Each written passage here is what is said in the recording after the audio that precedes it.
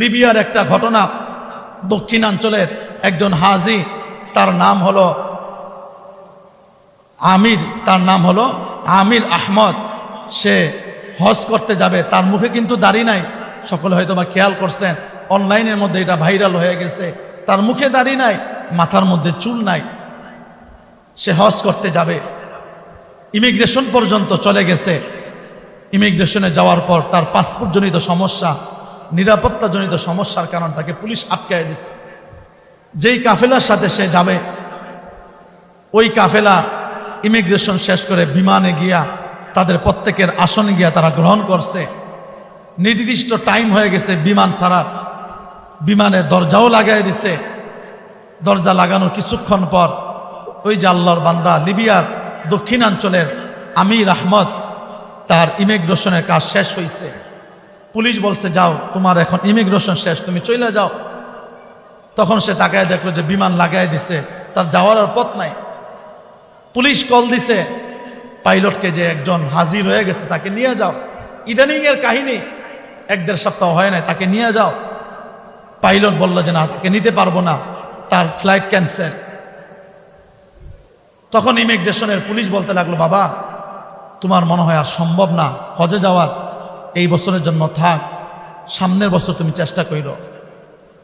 কিন্তু তার ভিতরে আল্লাহর ঘর, দেখেন কথাগুলো বলতেছে, শরীরটা কাঁপতেছে। যারা গেছেন তারা বুঝবেন আল্লাহর ঘর দেখার যে কি তামান্না। যখন এই ওয়াজ করি, নিজেও কাঁদি, শ্রোতারাও কাঁদে। আল্লাহর ঘর যতই দেখি ততই তাকায় থাকতে মনে চায়।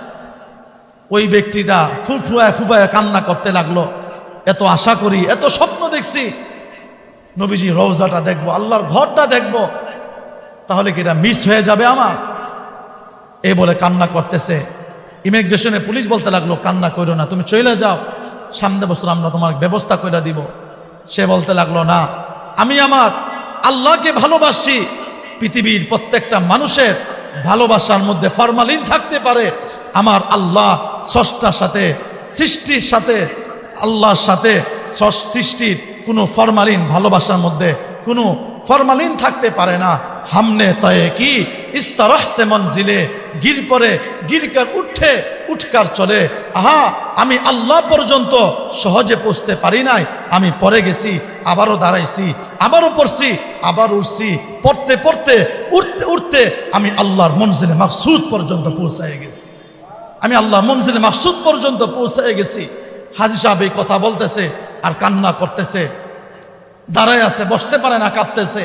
হুট করে তার কাছে খবর আসলো যে, বাবা, তুমি যেই বিমান দিয়ে যাইতে চাইছিলা, বিমানটা যাইতে পারে নাই।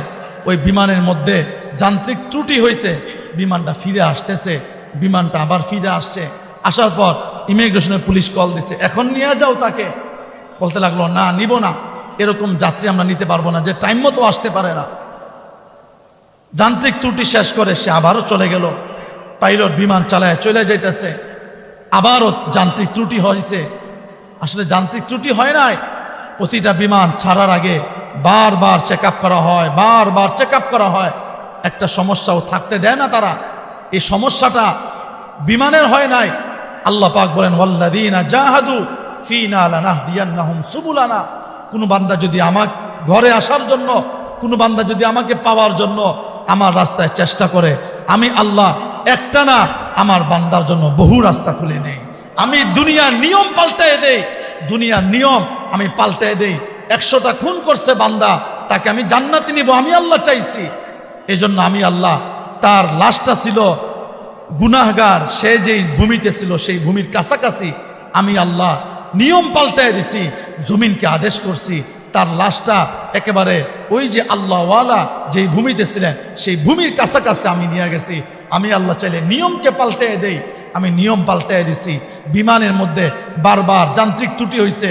দ্বিতীয়বার বিমান ল্যান্ড করছে, ফিরে আসছে, ফিরে এসে বলতেছে, এটা পাইলট ইমিগ্রেশনে নিজেই কল দিছে, তোমার যাত্রীকে পাঠাও, তোমার যাত্রীকে ছাড়া আমি পাইলট আজকে আর উড্ডয়ন করব না, কারণ তোমার এই পাইলটের কারণে আমি আজকে বারবার ব্যর্থ হয়ে যাইতেছি।